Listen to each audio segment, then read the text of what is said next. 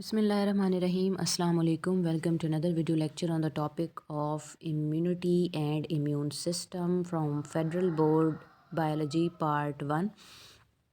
इस लेक्चर के अंदर हमने ये डिस्कशन करनी है कि इम्यूनिटी होती क्या है, हमारे लिए क्यों ज़रूरी है, इम्यून सिस्टम क्या है, कैसे वर्किंग करता है और बॉडी के अंदर ये कितनी कैटेगरीज़ के अंदर प्रेजेंट है और कैसे कैसे वर्किंग करता है। एंड ऑल्सो हम इनसे रिलेटेड इंपॉर्टेंट शॉर्ट क्वेश्चन भी डिस्कस करेंगे।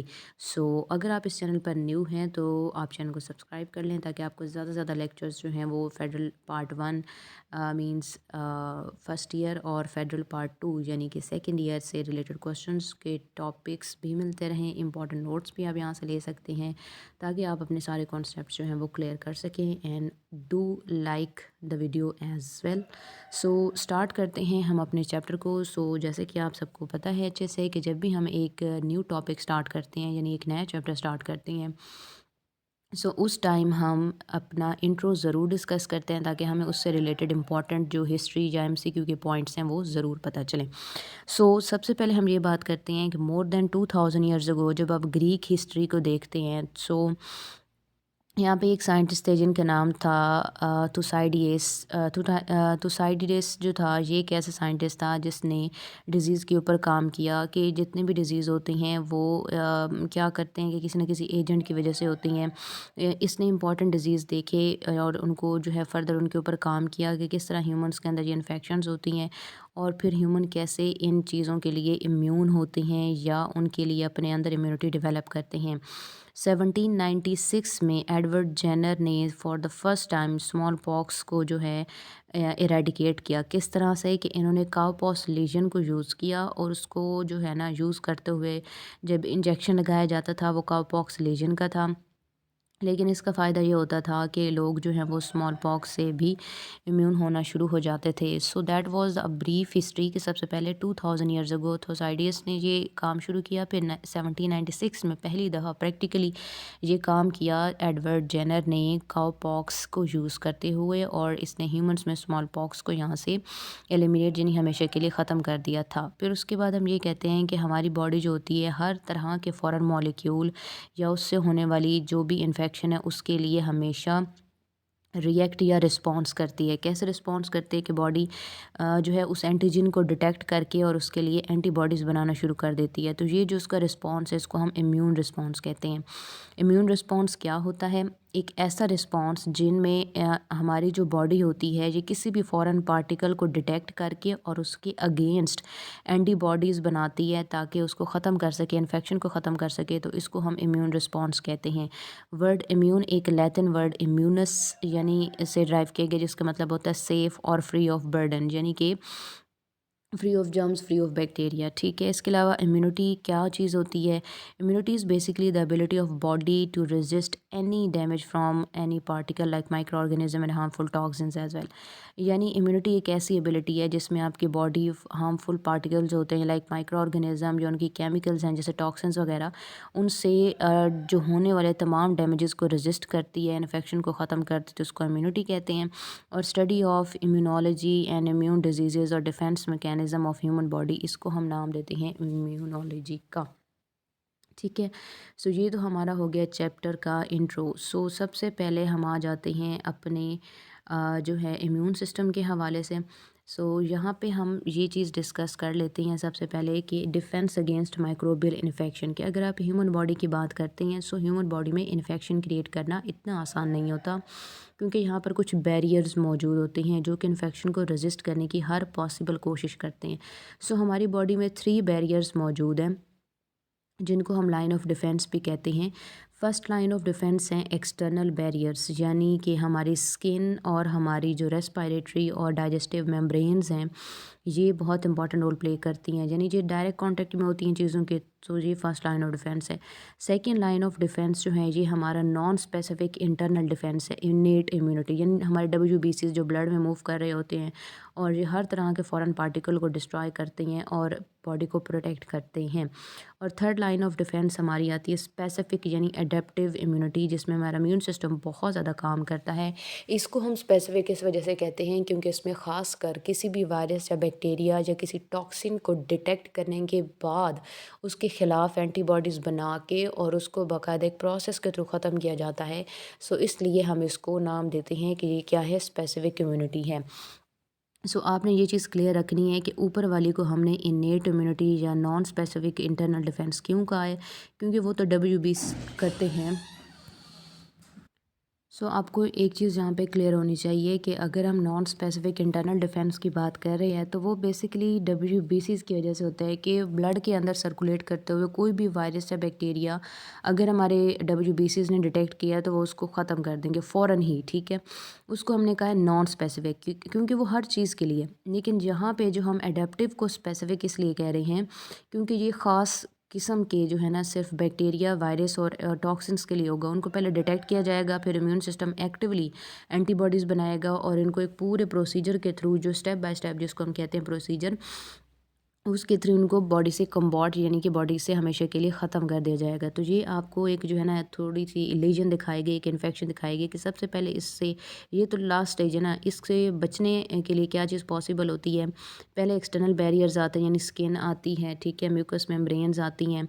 म्यूकस मेम्ब्रेन कहाँ पे होती है, हमारे डाइजेस्टिव ट्रैक्ट की म्यूकस मेम्ब्रेन और हमारे रेस्पिरेटरी ट्रैक्ट की म्यूकस मेम्ब्रेन की बात हो रही है, ठीक है। फिर नॉन स्पेसिफिक डिफेंस में WBCs हैं जो फेगोसाइटोसिस कर सकते हैं, नेचुरल किलर सेल्स हैं, इन्फ्लेमेशन कर सकते हैं या फीवर काज कर सकते हैं।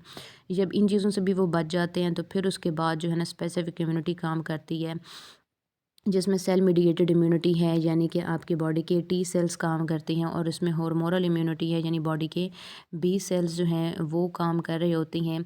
सो ये हमारे पास एक छोटी सी आउटलाइन थी इसकी कि माइक्रोबियल इन्वेजन किस तरह से बॉडी से ख़त्म की जाती है। सो हम आते हैं इसके पहले पॉइंट पर यानी फ़र्स्ट लाइन ऑफ डिफेंस पर। तो हम ये कहते हैं कि फ़र्स्ट और ऑब्वियसली जो सबसे इंपॉर्टेंट लाइन ऑफ डिफेंस होता है माइक्रोब को साइड पर रखने का, वो ये कि आप माइक्रोब के कांटेक्ट में ना आए। अगर कांटेक्ट में आ भी गए हैं तो वो बॉडी में इन्वेड यानी कि एंटर ना हो सके। सो ह्यूमंस में दो तरह के सर्फेसेज हैं जो इन्वायरमेंट के साथ कांटेक्ट में होते हैं। एक तो स्किन है जो एक्सटर्नली इन्वायरमेंट के साथ कांटेक्ट में होते हैं, दूसरी म्यूकस मेम्ब्रेन जो इंटरनली बॉडी के अंदर मौजूद जो हम मटेरियल्स लेते हैं, लाइक रेस्पिरेशन के टाइम पे हमने जो एयर ली है इन्वायरमेंट से हमारी बॉडी में आई, ठीक है, तो रेस्पिरेटरी ट्रैक के अंदर ये म्यूकस मेम्ब्रेन होती है। जो हमने जो फूड लिया इन्वायरमेंट से हमारी बॉडी में आया तो वो डाइजेस्टिव ट्रैक में भी लाइनिंग होती है। ये ऐसे सर्विसेज होती हैं जो एज अ बैरियर काम करते हैं माइक्रोबियल इन्वेजन के लिए, यानी इन्फेक्शन जो है वो ख़त्म करने की पूरी पूरी कोशिश करते हैं। अगर हम बात करते हैं हमारी म्यूकस स्किन मेम्ब्रेन की, तो स्किन क्या चीज़ होती है, ये दो तरह की लेयर से बनी है। आउटर मोस्ट को आप एपिडर्मिस कहते हैं जो बाहर पर एक्सपोज है, जिसके ऊपर क्या होता है कि हेयर मौजूद होते हैं। इसके अंदर बहुत नीचे करके डर्मिस की लेयर मौजूद होती है। डर्मिस जो होती है ये काफ़ी डेंस होती है, इरेगुलर जो है कनेक्टिव टिश्यू से बनी होती है। इसके अलावा हम ये कहते हैं कि डर्मिस लेयर जो होती है इसमें नर्व एंडिंग्स होती हैं, हेयर फॉलिकल्स। हेयर फॉलिकल क्या है, फॉलिकल कहते हैं सेल को, वो सेल जिससे हेयर निकलता है उसको हेयर फॉलिकल कहते हैं। और स्मूथ ग्लैंड्स होती हैं, इसके अलावा मसल्स होते हैं, लिम्फेटिक सिस्टम्स हैं। तो ये सारी चीज़ें क्या होती हैं, ये डर्मिस में होती हैं। एपिडर्मिस तो स्ट्रैटिफाइड स्क्वेमस एपिथेलियल सेल से बनी होती है। अच्छा, ये आपने याद रखने MCQs के लिए कि एपिडर्मिस में simple stratified squamous epithelium, stratified कहते हैं कि लेयर्स वाले स्क्वेमस एपिथेलियल सेल जिनमें ये सारी चीज़ें मौजूद हैं। ये आप देख सकते हैं कि कितनी सारी चीज़ें हैं और इस सारी को हम क्या कह रहे हैं कि ये क्या चीज़ है, एपिडर्मिस है, ठीक है। सो ये जो एपिडर्मिस होती है इसको हम स्ट्रैटिफाइड कहते हैं कि ख़ास जो है ना लेंथ और विड्थ की लेयर्स मौजूद होती हैं। सो हम आपने ये चीज़ याद रखनी है कि एपिडर्मिस जो होती है ये स्ट्रैटिफाइड स्क्वेमस एपिथेलियल सेल की बनी होती है, और डर्मिस के नीचे जो है ना, नीचे क्या चीज़ होती है, बेसमेंट मेम्ब्रेन, और फिर डर्मिस आती है, ठीक है। और डर्मिस में क्या होता है कि इरेगुलर है, डेंस है, इसमें नर्व एंडिंग्स हो सकते हैं, हेयर फॉलिकल्स हैं, स्मूथ मसल्स होते हैं, इसके अलावा ग्लैंड्स हैं, लिम्फेटिक सिस्टम की वेजल्स हो सकती हैं।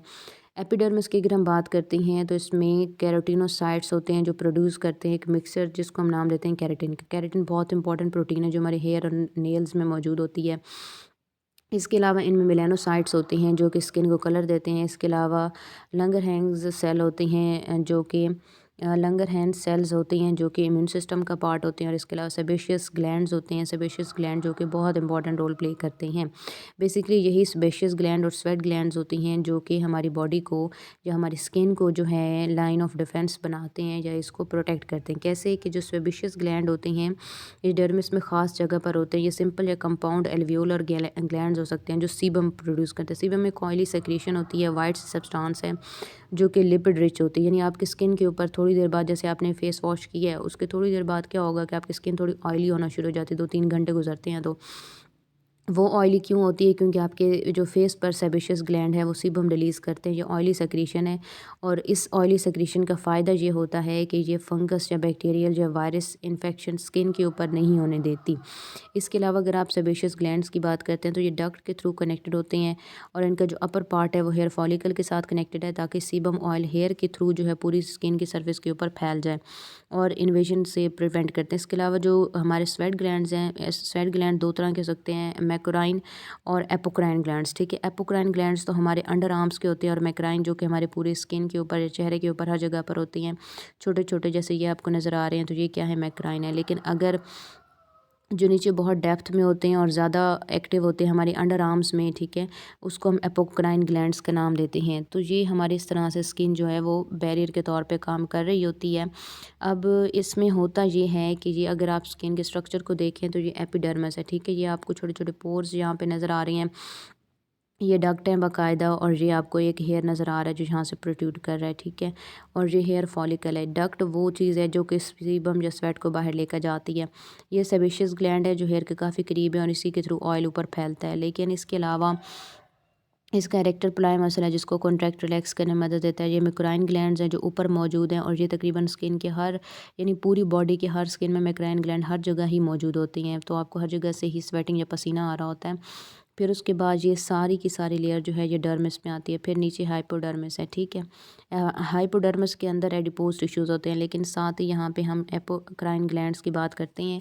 ये आपने याद रखना है कि एपोक्राइन ग्लैंड्स आपके ज़्यादा वर्किंग कहाँ पे करते हैं, ज़्यादा वर्किंग वो आपकी अंडर आर्म्स में करते हैं। और ये चीज़ आपने याद रखनी है कि इन दोनों के स्वेट में फ़र्क क्या होता है, कि मैक्राइन ग्लैंड्स जो होती हैं ना, ये जो स्वेट रिलीज़ करेंगे तो वो जस्ट आयंस और वाटर की सेक्रेशन होती है, उसमें कोई स्मेल नहीं होती। लेकिन अगर आप एपोक्राइन ग्लैंड्स की बात करते हैं तो ये लार्ज क्वांटिटी के अंदर जो वेस्ट पिगमेंट्स होती हैं या इलेक्ट्रोलाइट्स होते हैं वो भी रिलीज़ कर रहे होते हैं। सो एपोक्राइन ग्लैंड का जो स्वेट होता है उसमें बहुत ही अजीब किस्म की एक स्मेल आ रही होती है। सो इस वजह से हमने कहा है कि एंडोक्राइन सॉरी जो अंडर आर्म्स होती हैं वहाँ पर जो है वो एपोक्राइन ग्लैंड्स मौजूद होते हैं। फिर उसके बाद हम यहाँ ये देख लेते हैं कि अगर स्किन एज अ बैरियर जो है वो किस तरह से काम करती है, ठीक है। आउटर सरफेस जो स्किन का होता है वो काफ़ी ड्राई सेल्स होती हैं। अब ये डेड ड्राई सेल जिन जो कि केराटिन से बने होती हैं, माइक्रो ऑर्गेनिज्म अगर यहाँ पे लैंड कर भी लेते हैं तो उन्हें स्किन से किसी किस्म का वाटर या न्यूट्रिएंट नहीं मिलता, क्योंकि स्किन ड्राई होती है, रफ सेल से बनी होती है, तो इसलिए इनको कुछ भी वहाँ से नहीं मिलता। और दूसरी बात क्या है कि स्वेट ग्लैंड और सेबेशियस ग्लैंड सिक्रीशन करके स्किन को कवर कर रहे होते हैं, ताकि किसी किस्म का एसिड या नेचुरल जो एंटीबायोटिक्स हैं लाइक लैक्टिक एसिड है, ये क्या करते हैं, इनहिबिट करते हैं बैक्टीरिया की ग्रोथ को, ताकि लैक्टिक एसिड जो और ये सारी चीज़ें, लैक्टिक एसिड हो गया, ठीक है, सेबेशियस ग्लैंड हो गया और स्वेट ग्लैंड हो गया, इन सब की वजह से क्या है कि बैक्टीरिया या फंगस जो है वहाँ पे ग्रो नहीं कर सकते। ये मल्टीपल डिफेंस मैकेनिज्म है जो स्किन को अनब्रोकेबल एक्सट्रीमली इफेक्टिव बैरियर बनाते हैं कि बाहर से आपको कोई इन्फेक्शन क्रिएट नहीं होती। आप ये याद रखिएगा कि जितनी भी ह्यूमंस को डिजीज़ होती हैं या बीमारियाँ लगती हैं ना, उसमें से 95% जो है ना बीमारियाँ वही होती हैं जो आपके खाने की वजह से, यानी डाइजेस्टिव रीजन डाइजेशन की वजह से होती हैं, या आपके रेस्पिरेटरी सिस्टम की वजह से होती हैं, क्योंकि वो जगह ऐसी है कि आसानी से जो माइक्रो ऑर्गेनिज्म है वो आपकी बॉडी में एंटर हो सकते हैं। अगर एयर पोल्यूटेड है तो आसानी से बैक्टीरिया आपकी लंग्स में जा सकता है, वायरस आपके लंग्स में जा सकता है, ठीक है। अगर आपका वाटर या आपका जो फूड है वो कंटेमिनेटेड है तो आसानी से वो चीज़ें आपके डाइजेस्टिव ट्रैक में जा सकती हैं। बहुत कम ऐसी इन्फेक्शंस हैं जो कि स्किन के बैरियर को पास करके बैक्टीरिया और आपके ब्लड में शामिल हो जाए। ये मुमकिन नहीं है क्योंकि ये बहुत स्ट्रॉन्ग होता है, इसलिए बहुत कम ऐसे केसेस हैं, बल्कि अभी तक ऐसा कोई केस रिपोर्ट ही नहीं हुआ मेडिकल साइंस में जहाँ पर स्किन से बैक्टीरिया या वायरस पेनिट्रेट करके और अंदर बॉडी में गया हो इन्फेक्शन क्रिएट करने के लिए, ठीक है। सो इसलिए जो है ना ज़्यादातर जो डिज़ीज़ होती हैं वो बाकी ही सिस्टम से होते हैं। ये सिस्टम जो आपको सामने स्क्रीन पे नज़र आ रहा है स्किन से रिलेटेड, ये इतना एफिशिएंट और इतना ज़बरदस्त काम करता है कि इसके थ्रू इन्फेक्शन पॉसिबल नहीं हो सकती। ये जो आपको यहाँ से नज़र आ रहा है स्किन के जितने भी हमने पार्ट्स वगैरह बताए हैं, सो ये आपने डायग्राम की प्रैक्टिस ज़रूर कर लेनी है। ये आपको शॉर्ट क्वेश्चन में आ सकती है। Draw the type of glands present in skin या ग्लैंड्स ऑफ स्किन। इसके अलावा आपने यहाँ से इसको अच्छी तरह से समझना है और रिवाइज़ करते रहना है, याद करते रहना है। यहाँ से जो है आपको इम्पॉर्टेंट एमसीक्यूज़ आ सकते हैं। यहाँ से एज़ सच कोई शॉर्ट क्वेश्चन या लॉन्ग क्वेश्चन नहीं आता, ठीक है।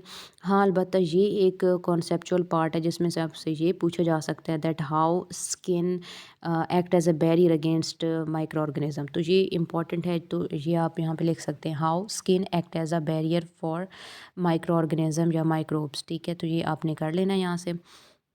फिर इसके बाद हम आ जाते हैं ट्रैक्स के ऊपर, डाइजेस्टिव ट्रैक के ऊपर। तो डाइजेस्टिव ट्रैक जिसको हम जीआईटी कहते हैं, ये तो इम्पॉर्टेंट है इसलिए क्योंकि अगर आप स्टमक देखते हैं तो एचसीएल मौजूद है वहाँ पे, जो कि पैराटिलोक्सिनेटिक सेल रिलीज़ करता है, या ज़ाइमोजिन बहुत सारे एंजाइम रिलीज़ कर रहा होता है।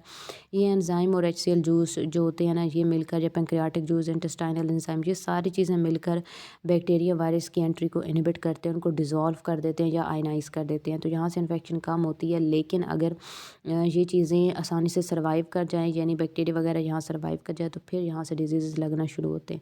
दूसरी बात हमारे पास आती है रेस्पिरेटरी ट्रैक की, कि जो नेज़ल कैविटी है उसमें क्लीन एयर जाती है। आपने जब इनहेल किया, सबसे पहले याद रखिएगा कि आपका जो नेज़ल पाथवे है ना, उसमें क्या चीज़ होती है, नॉस्ट्रिल्स हैं, ठीक है। अब ये नॉस्ट्रिल यानी जो ओपनिंग आपकी नोज़ के बाहर 2 नज़र आ रही थी, नॉस्ट्रिल्स।